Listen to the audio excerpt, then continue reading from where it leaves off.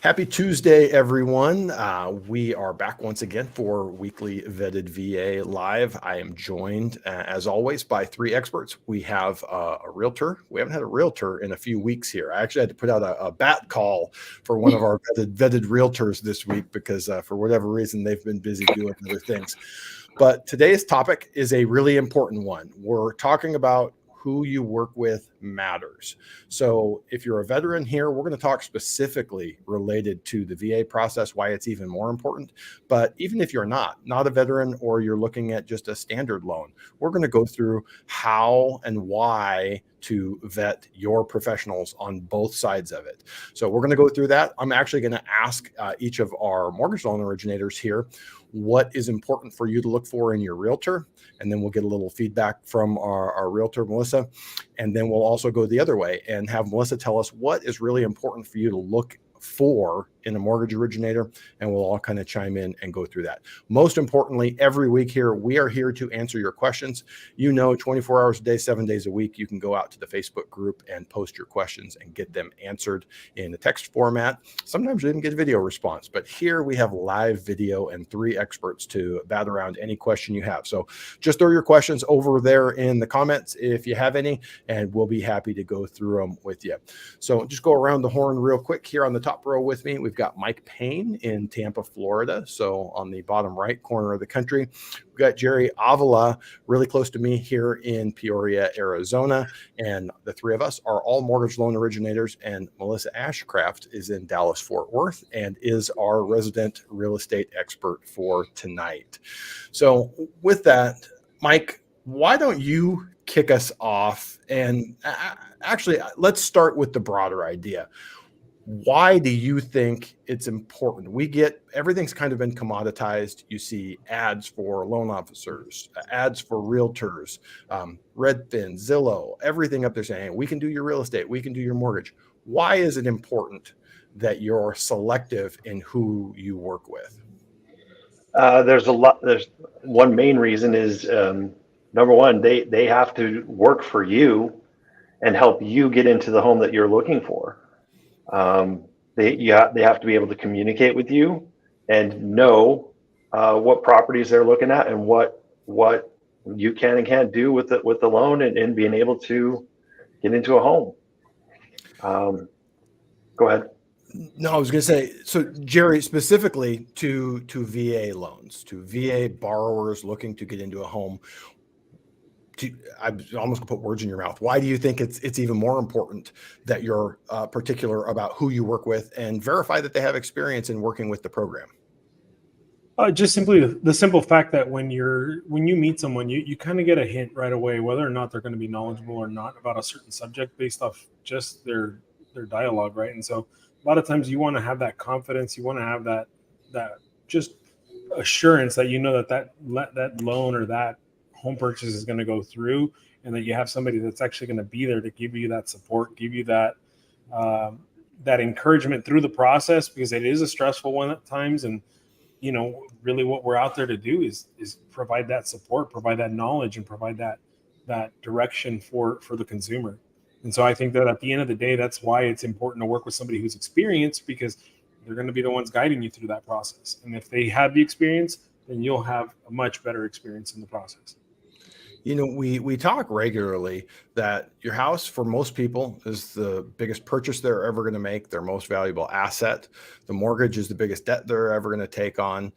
And with that, you would think that this would be incredibly important in terms of licensure, education, ongoing stuff. And it has improved, definitely improved since 2008. It's a little bit harder to get your mortgage loan originator license, but I would almost say that both sides of it, real estate and mortgage, are fairly low barriers to entry businesses. And for someone doing a good volume of business, you can make a decent amount of money. So we end up what we have, because it doesn't require a lot of money to get into the industry in terms of a degree, 4 years of college, any of that fun stuff, and the potential to make pretty good money. We tend to have more people in both industries than we need. As a result, it kind of falls back to that 80-20 rule, that 20% of the people do 80% of the business. That's volume and income for them. But I would go so far as to say that if I'm going to refer my mother or my grandmother out to a mortgage or a real estate professional, I absolutely want to make sure we're getting them with the top 20%, if not the top 20% of that top 20%. Melissa, what are your feelings on that as it relates to the real estate side? As far as there's a lot of people that are here that shouldn't be here. Is that what you're saying? Just in general, like in your industry, and you see lots of loan officers when you're representing sellers. You have other lenders coming across your desk. I mean, we know from years of having done this that there just are a lot of people in our industry that not top tier. But how does that represent itself, or how does that come across to you in terms of representing buyers and sellers? It makes it hard. If the person that you're working with doesn't know what they're doing, it makes it hard for us to do our jobs. I mean, for one thing, communication is most important, and how you communicate with the person. It's not just let me just contact somebody once a week, or drop them a line or whatever. It's you've got to have a personal relationship with them. Absolutely. And let's kind of take a step back and let's start. And again, I want to give the loan officers an ability to step in here on this question. In terms of the VA program and realtors, what do you think when you have a veteran show up, you've pre-approved them, and they're saying, hey, I'm going to go out and find a realtor, or I talked to a couple of different people, I'm not sure who I'm going to work with.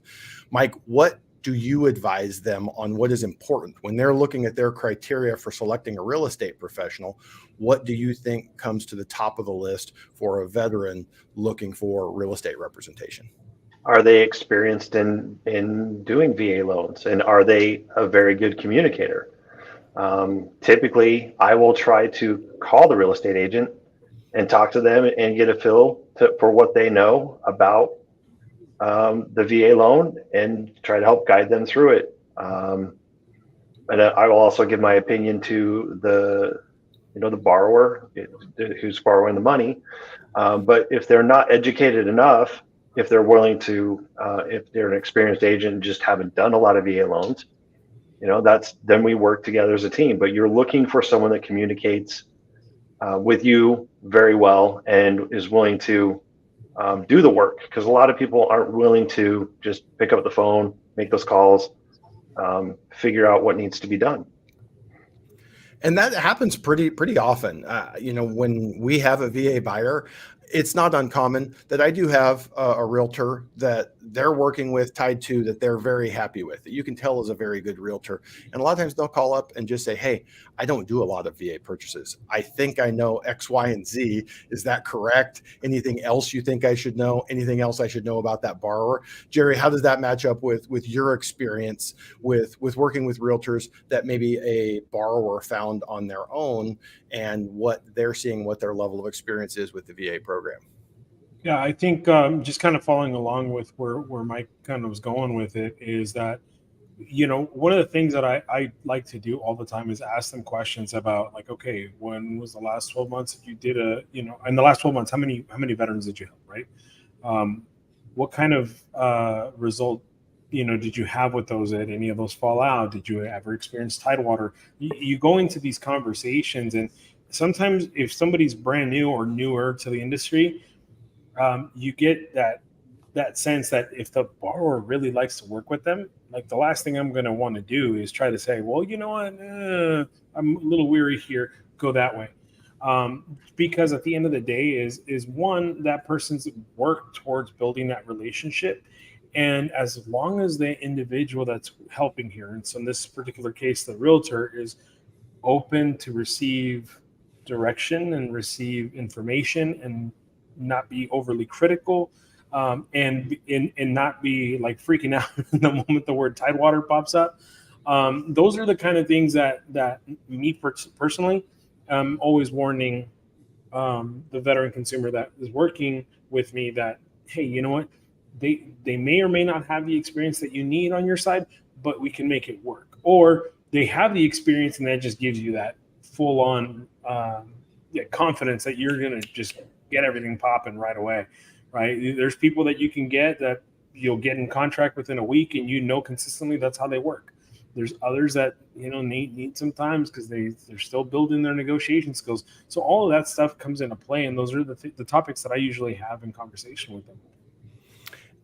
I would almost draw a distinction. I've talked about this before on the show. I'm in Southern California. I mean, we get clients down in the San Diego area where there are a lot of active duty, but for the most part, in most parts of California, we don't have a lot of bases left. So it's not a lot of active duty. So if you are a retired veteran using your VA benefit, you've done it before, you're putting a down payment, you have a regular job, there's not a whole lot different about the VA loan program. Where it really, to me, gets important is people in these active duty areas, or your active duty, your PCSing from here to there. Now we start getting a lot of moving parts. Melissa, from your end, would you say that's accurate? It sort of makes it a little bit more complex and more important to work with a realtor that has experience with the VA program if you have someone who's actually active duty and getting moved around? Yes, definitely. I mean, I haven't had a lot of active duty come through because we don't have a base in the Dallas-Fort Worth area that's like active. But there's some down in the San Antonio area and stuff that they have on PCSing in and so forth, but I don't have that experience. So when they would have a PCS, I don't think I would be comfortable with that. I would have to have somebody hold my hand to get it done. Does that make sense?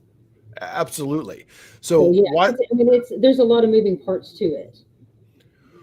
Why don't we look at it from this perspective? You're a realtor in the Dallas area. You have family in Florida, and they're looking for a real estate professional. What advice do you give them? What should they be looking for in a professional to make sure that they have their best interests at heart?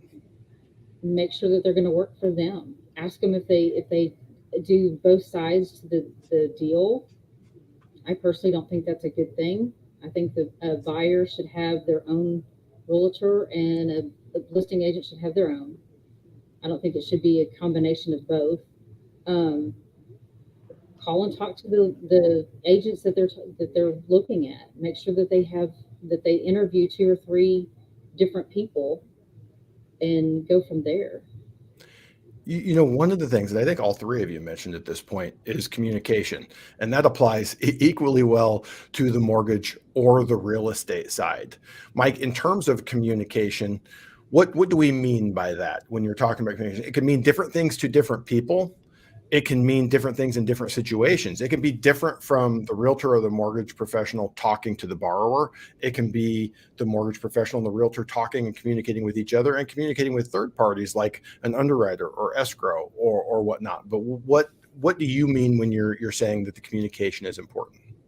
What I mean is they have to be able to talk to you, whether it's good news or bad news, right?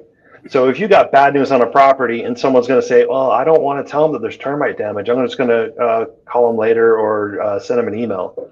You don't want that. You want it to be upfront, direct, find the problem, get the solution, and be able to communicate and figure a solution out that's going to make everyone happy. There's a lot of moving parts to a loan, but there's a huge amount of moving parts in a home, right? And once you buy that home, it's yours. So making sure that, when you do the inspection, that everything in the inspection is correct and that you know what you're getting into and that you're happy with the decision that you're making. The communication where, the real estate agent talks to the buyer, talks to me, I can talk to them, they answer their phone, they get back to you in a timely manner. And with veterans, PCSing from other places, I'm in Florida, and if someone's coming from California and they only get off at like 9 o'clock at night, am I available to talk to them at their time? That's another hard, that's another thing to take into account. It's something really important because I think in today's day and age, if we go back in time 25 years before cell phones, when you just have the phone and that's really the only way you can talk to people, or they're going to come into the office for a meeting face to face, generally an appointment.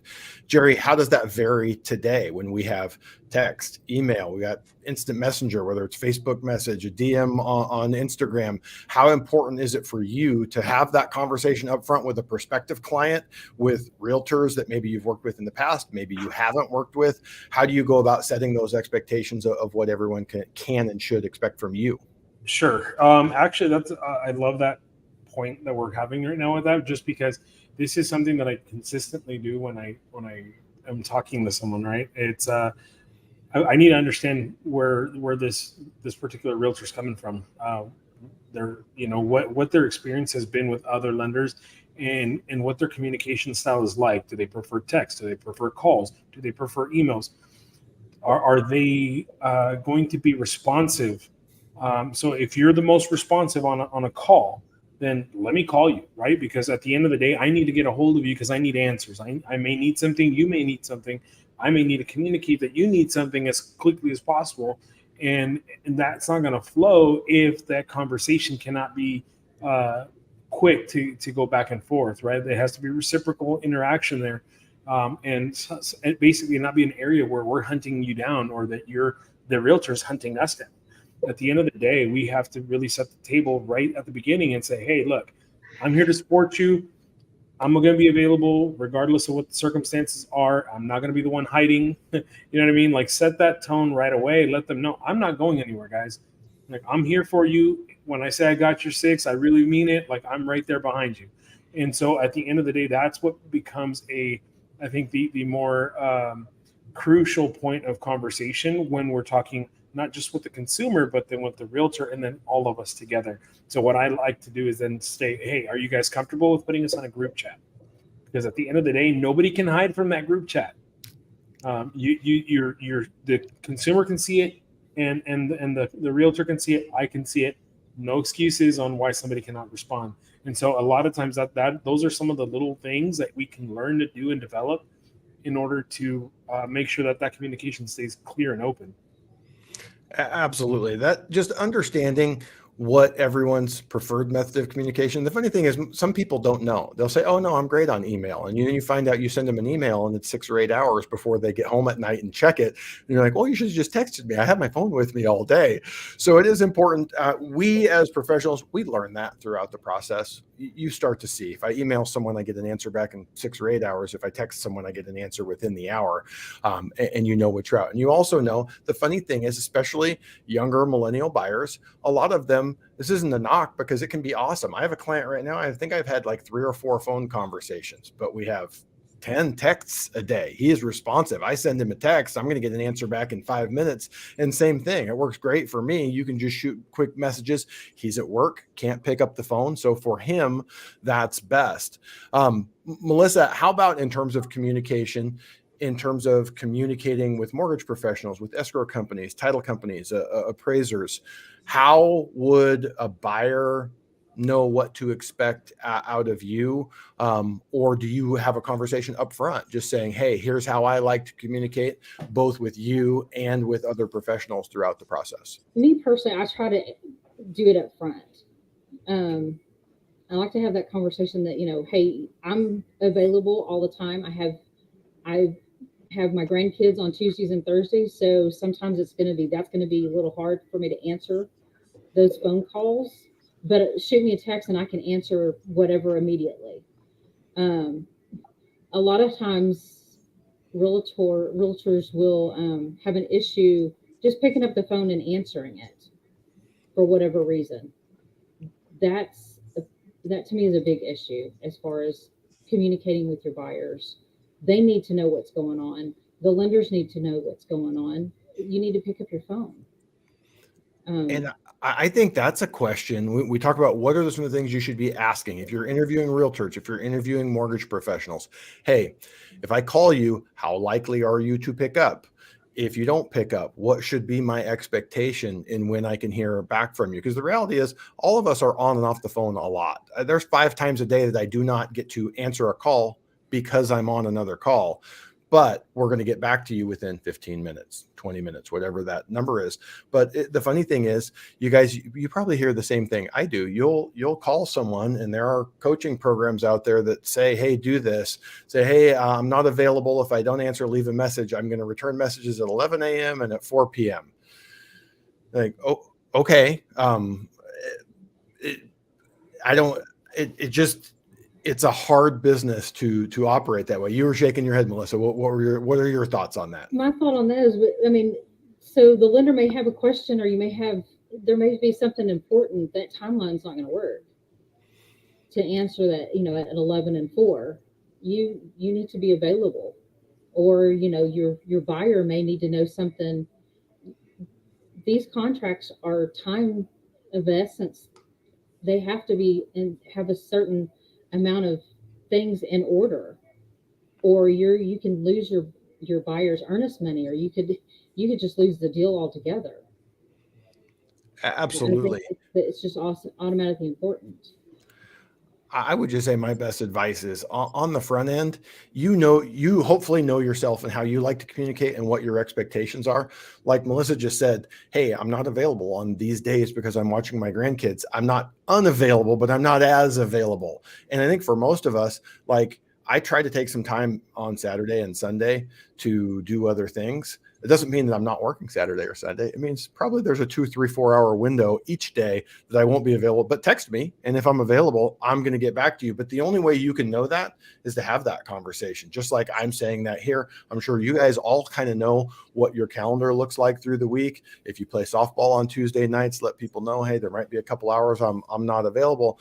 But whoever you are as a buyer, borrower, have that conversation. Just say, hey, I'd like to be able to get a hold of someone immediately, because there are realtors out there. There are lenders out there that they literally, this is never out of their hand. They're a date night with the spouse and the phone's there because they won't miss a call. So maybe there's a person there for you if you're that person.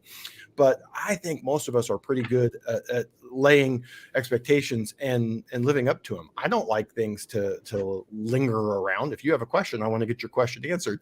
Nothing good happens making someone wait for an answer. Nothing good happens in delaying even bad news. If you have good news, we all should just pick up the phone and tell people. If you have bad news, it's not getting better. I mean, I think sometimes people hope that maybe if I wait till tomorrow, something will change and the news will get much better, but it rarely does. We actually have a couple of really good questions here, and they're both related to tonight's topic. So I kind of wanted to jump into them. First one here is, how much education does a vetted VA professional have to go through? So we talked at the top of the show, just in general, the education to get your real estate license, to get your mortgage loan originator's license. I see the smile on your face, Jerry. Why don't you give them an overview of what we get to do to be able to be vetted and in the vetted VA group? Yeah. So when it comes to being part of vetted VA, I will tell you, as a loan officer, I thought, I know the VA loan, it's not going to be a problem. The courses, the study that we had to do just to pass the test for the vetted VA was one of the hardest tests that I had ever taken.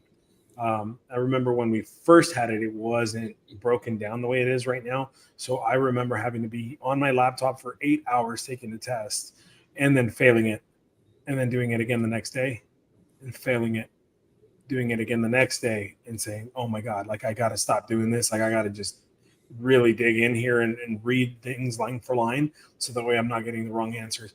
It is not an easy test. And I'm proficient in everything, right? It's all good. But that test is, it'll rack your head. And I think I even told Chris when they rolled that out, it's like, dude, I owe you a beer, bro. Like, I'm sorry. Like, this test was ridiculous.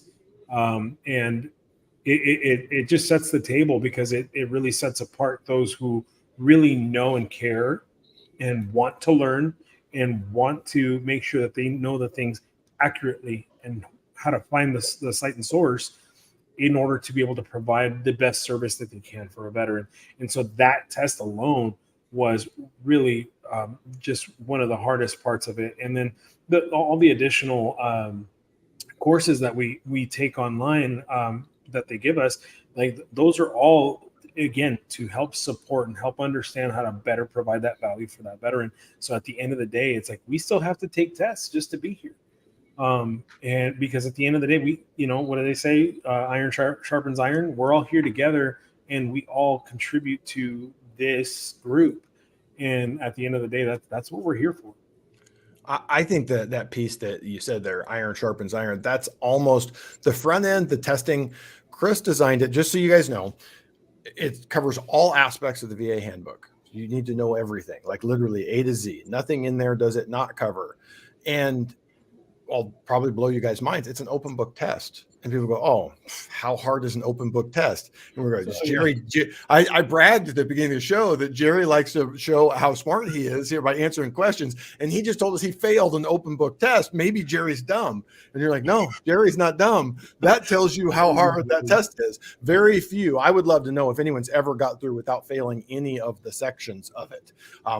Probably the most infuriating thing is I had 2 of them where I missed by 1 question, and it takes so long to go through it and get to that point that you want to scream when you miss it by 1 question.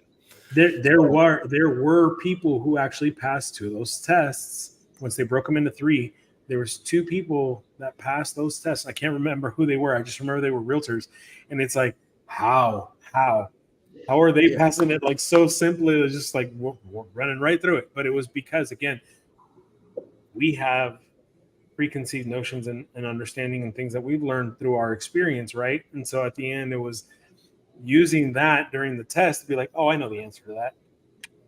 But it was wrong. And the realtor was like, okay, well, it says like this on the handbook. So that's the answer, right? And so we had to put our ego completely to the side and say, okay, it's time to really buckle down and actually do this test properly. And I mean, it was humbling. I'll be honest. It was humbling as heck. And honestly, the purpose of it being an open book test is because there is no way that any of the 4 of us can know everything that you need to know. So the test was designed to test your ability to go and get the right answer. We're not supposed to know everything off the top of our head, but we're supposed to know when we don't know the answer and where and how to go get it. And back to Jerry's point of iron sharpening iron, once you pass the testing and get through that, you get into the group.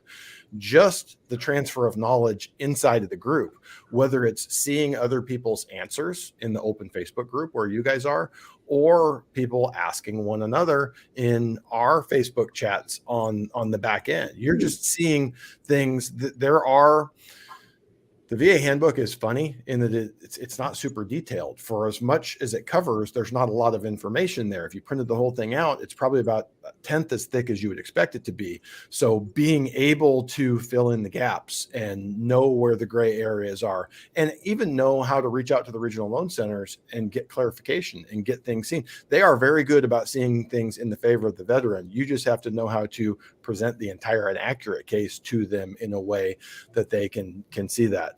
So I think that was a really good answer there. This question's probably going to have a different answer here on the real estate and the mortgage side. Definitely going to have a different answer on the real estate and the mortgage side. So is local better, or can somebody that has a license in the state help you just the same? There are several online companies where no one is local. So why do you guys preach local? Let's start with the easy one where it is very important that you get someone local. Melissa, on the real estate side, why don't you explain what local means for a real estate professional and the client they're serving, and why that's important? So even though I'm licensed in the state of Texas, I mean, I can sell in San Antonio, but do I know San Antonio's area? No, I don't. So you have to be geographically knowledgeable about the area that you're selling. If not, then you're going to miss a lot of things that are important. And not just geographically knowledgeable. Where is your network of other agents that you know and can talk about and let them know, hey, I've got this buyer, or I have this listing coming. That's an important part of the job. It doesn't mean that you can't go to an entirely different part of the state. Texas is gigantic. You could go 6 hours away and you could successfully sell a home, but it's going to be very different than doing it in your home market. And it probably, I will go as far as say the person probably would be better served with a local realtor that knows that market. Oh, definitely. You want somebody that's geographically knowledgeable about your area. It's just different on the house side. So Mike, why don't you put your 2 cents in on this from the loan side? Loans are different, and that's not just self-serving. Like if I take this question down off the screen, we're going to see here, Jerry is licensed in Arizona, California, Texas, Colorado. I'm licensed in all of those and a couple more. When I'm having a conversation with someone, I can explain to them why it is not essential that I be local to them. It doesn't mean it's the right answer. It doesn't mean that you should go that route. But from your perspective, Mike, what are your thoughts on the mortgage side? So I'm I'm licensed in 2 places, but I know both places very well because I lived in both places. The reason that you do that is when I'm here, I understand when I do loans in Florida, that's what I understand. That's what I do most of the time. There are certain times where you'll look at a listing online and it will say a certain amount in taxes. And I know for sure that that's going to double. Someone that hasn't been here, doesn't understand the tax laws, wouldn't know that and might put you in a big pinch. I had one where the taxes, and this is a big property, went from this, Zillow said 9,000. They were actually $19,000 a year. That's a $10,000 a year difference. That's more than, it's almost $1,000 a month payment difference. If you miss that because you don't know, that can be hard. Well, let's look at that. What doesn't change from state to state? A VA loan in Florida is the same in Washington, is the same in Maine, is the same in Nebraska. So you talked about there, one of the really important things that does vary a lot from state to state is property taxes. What else varies from state to state that you need local knowledge? Insurance. Just in terms of the costs, getting coverage? Yeah. The amount of insurance, certain counties in Florida have double or triple the insurance of other counties. If you don't know that, you might not catch it. It's just something that you just being here, you understand and learn. Jerry, from your perspective, anything else there that's beneficial? So you're covering 4 states. Let's just look at Arizona, California, Texas, Colorado. Those are pretty similar in the way they operate, but there's still plenty of differences. What are some of the differences between those 4 states that you need to be aware of when you're helping someone in one location versus another? For sure. Can you hear me? You Yeah. still good? Okay. Yep. Yeah, I wasn't sure because I accidentally hit the button right there. So really, when I'm looking at California, right? California is pretty much, I'm going to be honest, for me, it's a vanilla type state. I don't really run into too many problems other than flood zone type scenarios in certain areas. Arizona, you have a bunch of different forms that got to be submitted, which is your LSU form, which is basically the pre-approval form, and then the follow-up form that basically gives them a constant update as to what the status is of the loan. And then you got Texas. Texas has different areas with different tax bases. Some of them are much higher than others. And then you have to do land survey. So there's a lot of little variances between all the states. And for someone who has experience in all the multiple states, then you're good. But when you're brand new to it, it's kind of like, what? I didn't even know about that. Okay, let me take care of this now. Sometimes, unfortunately, it happens at the tail end, and you're like, oh my gosh, like what am I supposed to do now? So when you learn those types of things, you are that better equipped to be able to handle those types of scenarios and know exactly what to expect. And so just like Mike said, like there's going to be particular areas. I will tell you that I know in specific areas of California, they're going to be in a fire zone or they're going to be in a flood zone. And if that's the case, that's going to be trouble because that's probably going to bump up that premium on that insurance. And it's going to be from an outside source that's going to be a lot more expensive, and it's going to cost the client about $1,000 to $1,300 more just up front, just for the policy itself. So things like that will come into play, and the more experienced you are in these multiple states, really as a lender, it really doesn't matter if you're local or not. Is do you have the experience and do you have the knowledge, and are you proactive to try to find out the information and try to resolve things as quickly as possible so you're not confronted with that at the 11th hour. Absolutely. I think that kind of the last thing that I would throw out there, and it's not a huge difference, closing costs vary from state to state, not first party stuff. The lender's going to charge what the lender's going to charge. escrow, title, settlement. They're called different things. They vary. Sometimes some states one's big and the other small, and some states vice versa. So a lot of the big call center operations, if you call up, they just have their software set up and it gives you a generic number. It can be high. Sometimes it can be low, not generally accurate. So a local person should hopefully be committed and dedicated to getting you accurate numbers and not just a number. And if you're operating in multiple states, it's incumbent upon us to know and not quote California fees and taxes if you're buying a house in Colorado. It's important to get the correct numbers, and we have tools that do enable us to do that. It would be impossible if you're in 6, 7, 8 states to know exactly how they work, but there are tools where you can always get that right and not leave people out there hanging. So we've covered sort of the communication topic. We've covered education here in terms of VA, vetted VA, and what we do. How, if someone, I mean, the easy button, if there is a realtor and a mortgage person on the vetted VA map local to you, easy. There's 2 people to start the conversation with. Realtor coverage isn't quite as strong in vetted VA. So from that side, this question, I think, kind of is answered the same way, whether we're talking about finding a mortgage professional, finding a real estate professional. How should someone go about finding a realtor, Melissa? If they don't have you and you have a family member that's off in another state, where do you recommend they start the process of looking for a real estate professional? I would go to the lender that's in that area and ask them if they've got a mortgage or a real estate agent that they're comfortable with, that's knowledgeable in the VA loans. That would be my first step.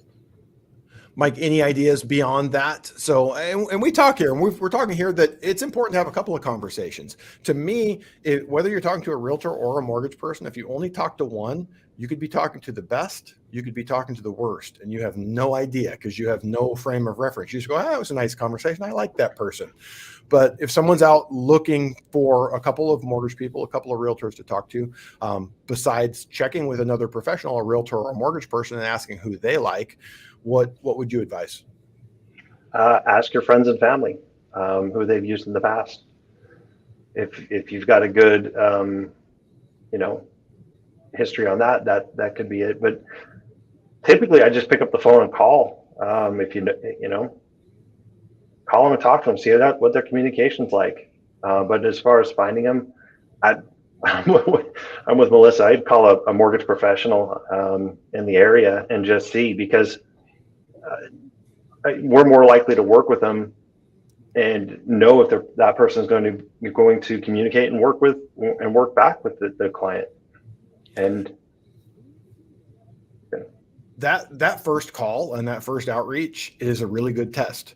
So you don't know if they pick up the phone. That may be the one time they picked up their phone that week. But if they don't, how does their voicemail sound? Was it professional? Was it friendly? Did you like it? When you left a voicemail, how quickly did they get back to you? If they said, hey, for fastest response, you can text me at this number, and you shot a text, did you get a response in a fairly timely manner? Remember, you don't want someone who is always sitting by their phone or having their phone in their hand going, please, Jesus, I hope this rings and I get a client. You also don't want the person that has so many clients that they don't ever have time to talk to you. We're kind of looking for that Goldilocks of someone with experience and plenty of clients that is doing business, but also has time to give you the custom white glove service that we've been talking about here. So with that in mind, Jerry, I'd love to go down this road. What do you think about online lenders? Rocket, biggest name in the world, biggest retail lender. They're not the only one. Regionally, we have big regional lenders, Loan Depot, several others. Pros and cons, if there's any pros of working with an online lender. So I will tell you, I came from, and I'll throw the bank out there. It was Bank of America. I worked there for so many years. It was Countrywide before that, so everyone kind of remembers those names, right? The big thing, I guess you could say is a plus, is that you can pick up the phone and get somebody on the phone. The negatives is honestly, are you really going to get somebody who's knowledgeable about your situation that's going to be able to answer your question. And 9 times out of 10, I will probably tell you they don't. They read whatever's left in notes, and that's all they can tell you. And so when it comes to working with a larger big bank professional, then you're likely going to get a call center, and you're likely going to get just somebody reading off notes. They're not going to be able to know or understand exactly what it is that's going on with your file. And unless you're able to get that person's cell phone number that's actually helping you, it's unlikely that you're going to get a response. And so in those types of circumstances, I will tell you, me personally, I've always been one to just kind of give out my cell phone number, because I hated not being able to have or me personally, right? Like, I hate to not have an answer on something when I know I have access to the person. So why not just make myself available?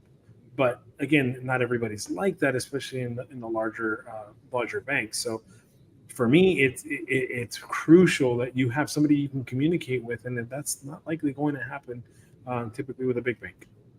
I think the important thing to understand with the call center, a lot of these people are newer to the industry. That doesn't mean, I mean, Jerry, you were right. You said 9 out of 10. Is there 1 out of 10 there that's done this 6, 7, 8, 10 years that is committed to being as good as they can and doing as good a job in that call center environment? Yes, they can.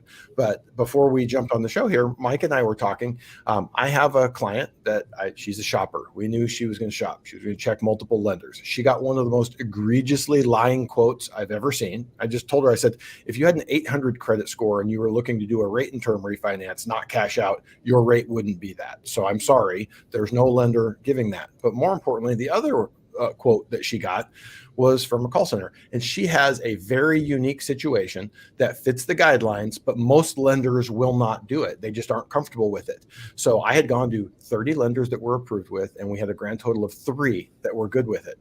And she tells me, well, I'm going to go with these guys. They're 1/8% lower in interest. And I said, well, I happen to know who that is. I know the owner of the company. They give their loan officers 8 leads a day, even in the current market. And you say 8 leads, there are not that many people out there looking for mortgages. They get 8 low quality leads every day, and they have to call and call and call every day. There's no world that they have the time to step back and go, what am I dealing with in this situation? And can I go to a lender and get the right answer on that? So I don't have a problem with anyone checking with a call center. Check with multiple, get a quote, see what that experience is like, but understand the environment that they're operating in and what the limitations are of that. And on the loan side, we haven't even talked about this yet. Every communication that we have with the borrower, any other loan officer has with the borrower, your NMLS ID has to go on there. Go out and look it up. There's a website. It'll tell you how long they've been in the business, how long they've been at their current place. Have they been at 14 different companies in the last 10 years? It'll give you some really good insights on that end. So with that, let's actually jump into a question here, not related to tonight, but a very good question here. Mike McD says, hi, Vetted VA. Question regarding VA loans for unmarried couples. Is there a way to find out which lenders will allow and authorize my domestic partner of several years as a cosigner on a VA loan? And I'm assuming registered domestic partner there. You want to take that one, Jerry? Yeah, no, it's just basically you have to make sure that it is a registered domestic partner. You're going to have to go through, again, we have a multitude of lenders, right? So we have to know which ones will allow that. For the most part, most of them will have a straight, okay, we go based off the handbook. But there are going to be quite a few lenders that are going to have overlays where they're just kind of like, I don't like to do joint loans like that, or we don't like to do loans with somebody who's not married, and if we do, it's going to be treated as a joint loan. So it just really depends. It just really depends on the access that particular broker / lender has to that. I really don't run into that problem too often. And he had a follow-up here that just says, basically, just wanted to know if there's a streamlined way of finding this out. There is not. There's not even a streamlined way for us to find this out. So if you call and we have that conversation, it's cool. I've got my notes. Now I'm going to start phone calls and emails, and we're going to find out who will follow the handbook and do it that way. So unfortunately, there's a lot of that comes down to this. Is basically exactly what I was just talking about in that scenario with the borrower that I'm dealing with. It's a unique situation. It fits the guidelines, but most lenders won't like it. Same thing here. So it's a manual process. You get on the phone, you make the calls and pre-flight it and get it in writing, preferably in an email that they're comfortable doing it with a citation to their internal guidelines is sort of best practices for us so that we don't get further into it and they go, oh, I misunderstood what you were asking. So with that, guys, we've gone about 45 minutes here. We like to keep the show to about an hour. We've got some really good questions. We light on the questions the last few weeks. So congratulations to the audience, keeping us on our toes with some good ones here. As always, I kind of like to go around the horn with last pieces of advice, either related to tonight's topic or just in general with the veteran borrowers looking to buy. So Mike, you want to kick us off with any thoughts related to why it matters who you work with and selecting those pros, or just anything related to buying and borrowing?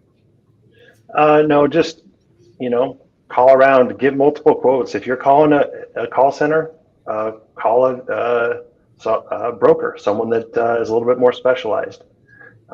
It's one of your biggest investments. You might as well make 3 or 4, get a couple of different quotes. And the thing that I would say to that, you're not making those calls to find the lowest cost provider. Correct. You are making those calls to make sure that the quotes that you're getting are consistent and there's not an outlier to the high side, to the low side.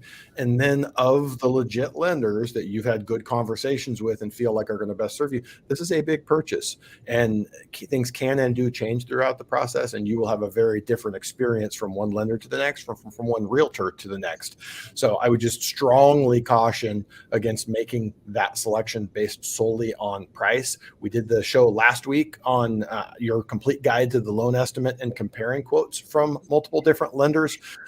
They should be pretty darn consistent. If you get a quote from me, from Mike, from Jerry, they should be in a very narrow range, and you should be able to make the decision and say, I'm comfortable with any of these guys, or I love Mike, Jerry and Josh are jerks and all of their numbers are the same, so I'm going with Mike.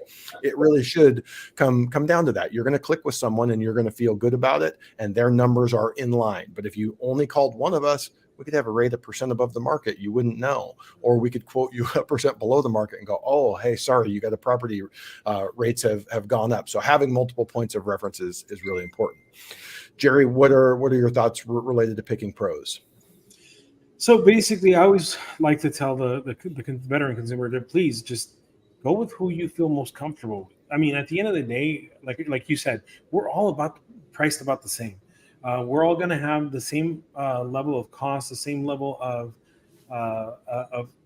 experience per se as well. So we all share in the same circle. So at the end of the day, we all communicate and help each other out at the end of the day. So as long as, I mean, you can go nickel and diming it. I mean, that's fine. That's understandable. I mean, if price is the thing that matters the most, then okay, go that route. But you really, at the end of the day, it comes down to who can you trust? Like, who do you feel most comfortable with that you can feel like, hey, I trust that guy. Whatever he tells me, I'm going to go with. If I'm going to trust Melissa because she's telling me this or that, like I believe in what she's telling me because of how the comfort level gives them, right? Like at that point, it's like, okay, I'm ready.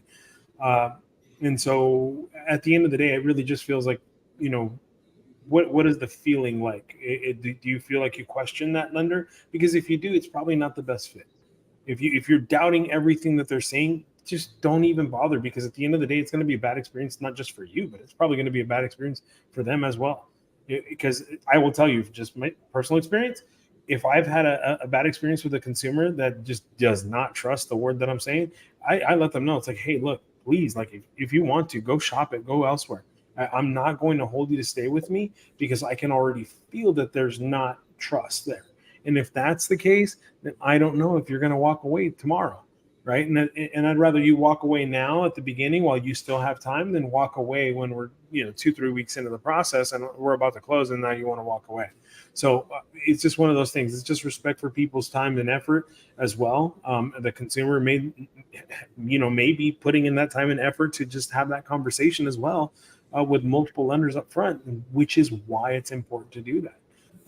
Ultimately, it's who you feel most connected to, in my opinion. Perfect. Melissa, what are your final thoughts? I'm like Jerry. It's whoever you feel most comfortable with and whoever you have the trust factor in. I mean, you've got to trust the people that you're working with. If you don't, then there's not, it's not going to work. Because I mean, if I tell you something and you're sitting there questioning it, then you're going to go ask somebody else, and you may get the wrong answer. I may be right, or the other person may be right. I mean, you gotta be comfortable with the people that you're working with, and all the professionals need to be comfortable with who they're working with. I need to be comfortable with Jerry, and I need to be comfortable with Mike and you as well. I mean, if not, it's the communication and everything's going to break down. And it truly is a team. It is a team. It takes both sides. The realtor, whether you found them independent of your lender or your realtor referred your lender or your lender referred your realtor, or vice versa, it's a team. Like, we depend on each other, both to do your job, but also just to step in, whether that be following up on an offer. Melissa sends an offer over and I follow up on the pre-approval and just answer any questions, confirm that we do lots of VA loans. We know the process. We're here. We're going to handhold both agents, anyone, anything they need, that we're available, and go through back that communication, what they can expect in terms of weekly updates from us, turn times on a call or an email that come over. That team piece is really, really important. I kind of like to say, going back to the process of selecting your pros, I think you do need to have multiple conversations. So the right answer is more than one. Talk to more than one realtor, talk to more than one lender. That does not mean more is better. When I get the person who has talked to 7, 8, 9, 10 lenders, 5, 6, 7 realtors, it's not good for them. But at that point, they have confused themselves. They don't remember who said what. They don't know when they talked to them, what they talked to them about. So on the loan side, talk to more than one. Try to go to multiple different sources. So if you want to talk to someone in the call center, you love Rocket's commercials, they make you laugh during the Super Bowl, call the call center at Rocket. Call a broker.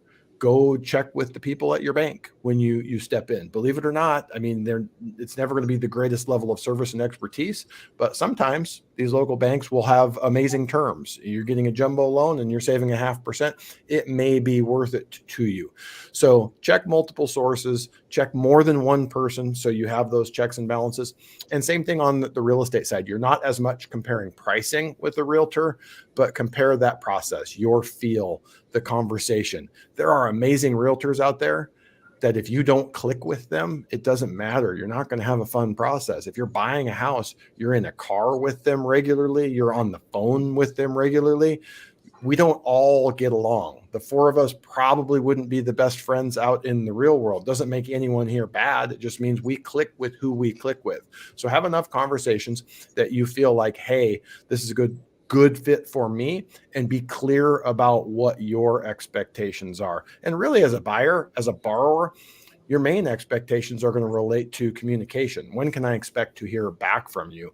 If you're a first-time buyer, you don't have a whole lot to compare to even know. If you guys are like me, most of my folks are saying, I don't know where to start. I don't know what comes next. So really the best thing you can ask is, what can I expect from you communication wise, turn time wise, commitment to me?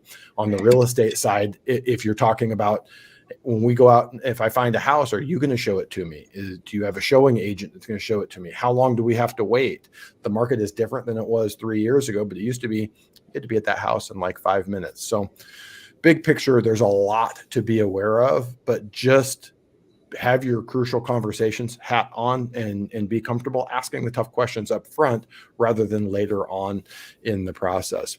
So again, thank you to the 3 of you for being here. I'll give anyone, if there's anything else that popped up, the final word. Jerry, you want final word? Mike, you want final word? Anything before we shut it down? I'm good. All right. Thank you again, guys, for being here. Thank you guys for showing up and asking really great questions tonight. And we will be back. Actually, I am out of town next week. We're going to be dark next week. We'll be back in 2 weeks with another cast of pros ready to answer your questions and go in depth on another topic. So again, thank you to the 3 of you and have a great night, everybody. Night.